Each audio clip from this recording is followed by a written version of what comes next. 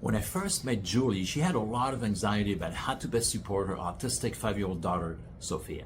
Sophia loved to explore different activities. She showed lots of energy. She would often express her excitement by laughing, shouting, and jumping. But at some point, she would start getting upset for no apparent reason. She would start throwing things and crying and hitting herself. Julie had tried all sorts of things, but nothing seemed to help. She was puzzled with how an activity that started out as being so much fun for her daughter could end up with so many behaviors. Julie knew that preventing her daughter from playing and exploring was not the solution. What she really wanted was to figure out what was at the root of the problem and identify better ways to support her daughter. Fast forward a couple of weeks of working together. Julie reported that Sophia was doing much better at staying regulated. She would still become excited, but she no longer cried, hit herself, or threw things. And with some support, she was beginning to acknowledge that she needed a break and then was able to resume the activity after a few minutes. Both Mom and Sophia felt a lot better. So what helped?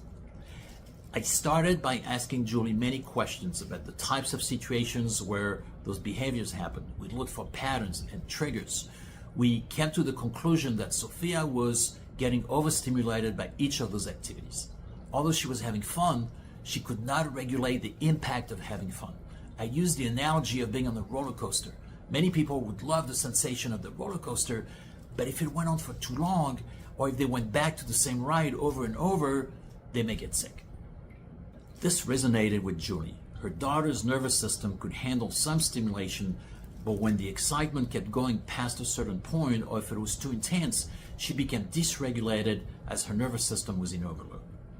Once we understood the cause, we brainstormed about ways to support Sophia in staying better regulated when getting really excited by an activity. So we looked at picking better timing for certain activities to make sure that Sophia wasn't already dysregulated when engaging in an activity. Julie started modeling certain phrases to help Sophia express herself. She shortened the duration of some activities, incorporating more movement breaks into that activity. And we also shared with Sophia why we were doing all of this. The goal was to help Sophia understand herself better so that she could gradually learn how to manage her own regulation without feeling ashamed.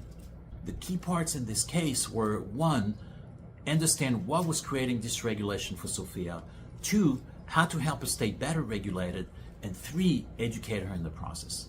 We used a neuro-affirming approach that did not create any shame, and it laid the foundation for the development of skills that would help Sophia her entire life. It was empowering for both Mom and her daughter. I'd love to hear your thoughts on this.